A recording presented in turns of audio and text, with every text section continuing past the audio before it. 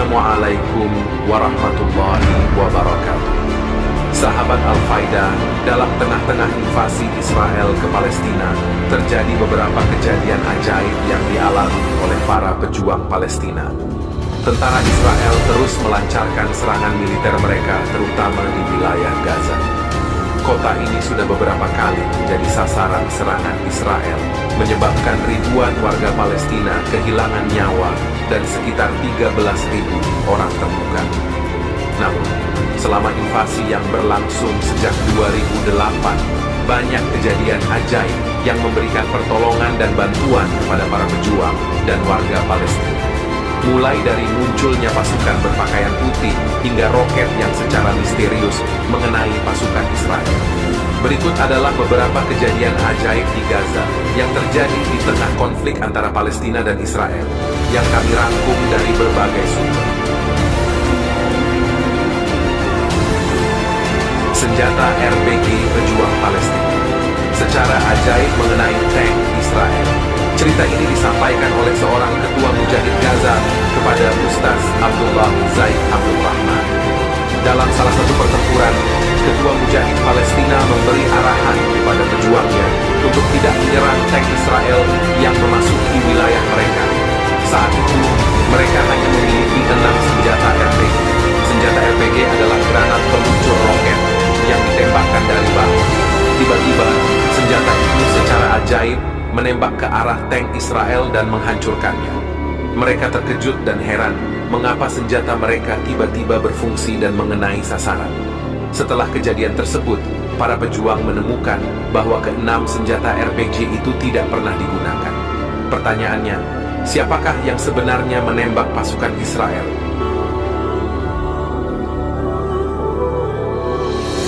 Pasukan berseragam putih di Gaza dalam satu acara TV. Israel yang mewawancarai tentara Israel menceritakan bahwa mereka melihat pejuang Gaza berpakaian serba putih. Pasukan berseragam putih ini ikut membantu para mujahidin Palestina. Pada suatu hari di penghujung Januari 2009, sebuah rumah milik keluarga Darduna yang terletak di antara Jabal Al-Qasif dan Jabal Ar-Rais, tepatnya di Jalan Al-Haram, didatangi oleh sekelompok pasukan Israel. Semua anggota keluarga diminta untuk duduk di sebuah ruangan. Salah satu anak laki-laki diinterogasi mengenai ciri-ciri para pejuang Al-Qassam. Saat diinterogasi, seperti yang dilaporkan oleh situs Filistin Al-Ahan, mengutip cerita seorang mujahidin Al-Qassam, laki-laki tersebut dengan jujur menyebutkan bahwa para pejuang Al-Qassam mengenakan pakaian berwarna hitam. Namun, tentara tersebut justru marah dan menganiaya dia hingga pingsan. Selama 3 hari berturut-turut, setiap kali dia ditanya, laki-laki itu terus menjawab bahwa para pejuang Al-Qassam mengenakan seragam berwarna hitam. Akhirnya, tentara itu marah besar dan dengan keras berkata, "Wahai pembohong, mereka mengenakan seragam putih."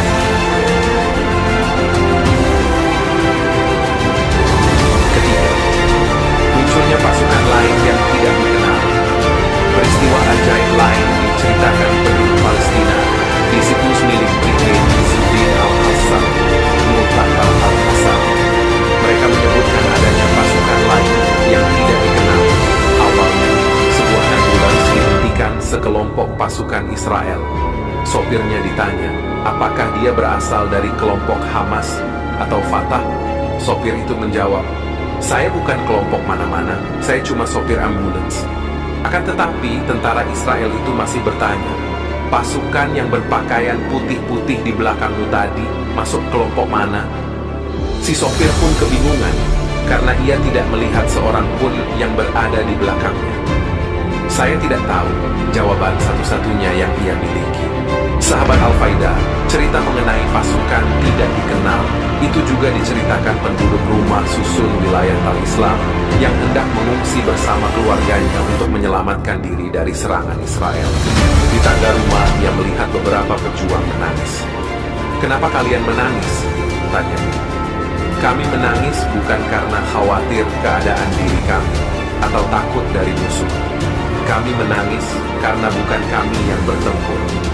Di sana ada kelompok lain yang bertempur memporak-porandakan musuh, dan kami tidak tahu dari mana mereka datang. jawab. Seorang tentara Israel di saluran channel Shiloh milik Israel juga mengatakan, kami berhadapan dengan pasukan berbaju putih-putih dengan jenggot panjang. Kami tembak dengan senjata, akan tetapi mereka tidak mati. Mereka bertanya, siapa sebenarnya pasukan berseragam putih? Apakah pasukan berbaju putih itu adalah para malaikat? Wallahu a'lam bishawab.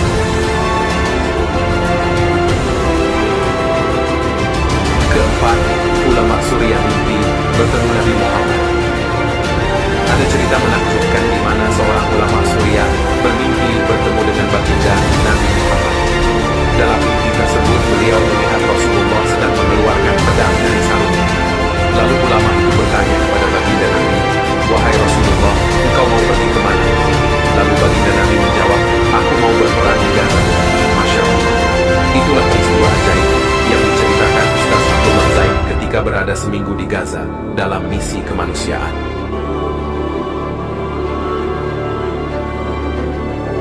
Kelima, keajaiban keselamatan seorang mujahid meski terkena serangan bom. Cerita ini menceritakan tentang seorang dokter di Gaza yang merawat seorang pasien mujahid Palestina yang terluka parah akibat serangan dari Israel. Meskipun tubuhnya dipenuhi serpihan atau shrapnel dari peluru meriam, qadarullah sang mujahid masih hidup karena jantungnya tidak terkena serpihan tersebut. Setelah diperiksa, ternyata di dada sang mujahid terdapat mushaf Al-Quran yang telah diletakkan di dalam satu bajunya.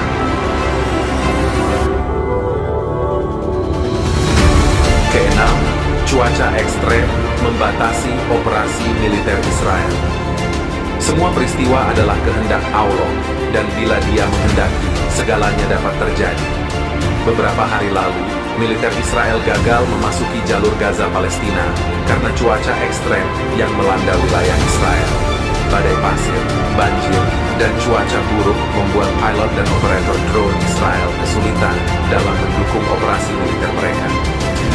Peristiwa ini juga dipercaya sebagai pertolongan Allah bagi Palestina.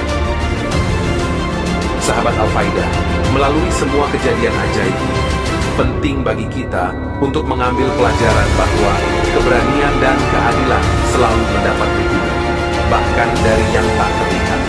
Dalam situasi yang sulit, semangat manusia untuk bertahan dan mencari kebenaran adalah sumber keajaiban sejati. Semoga kisah-kisah ini menjadi inspirasi bagi kita semua untuk terus berjuang untuk perdamaian dan keadilan di seluruh dunia. Mari kita berdoa agar masa depan membawa keselamatan, kedamaian, dan persaudaraan bagi semua orang di wilayah Israel dan Palestina. Terima kasih telah menyimak, dan jangan lupa untuk berbagi kisah ini agar pesan perdamaian dapat terus tersebar. Amin ya Rabbal Alamin. Terima kasih, wallahu a'lamu bis-shawab. Wassalamualaikum warahmatullahi wabarakatuh.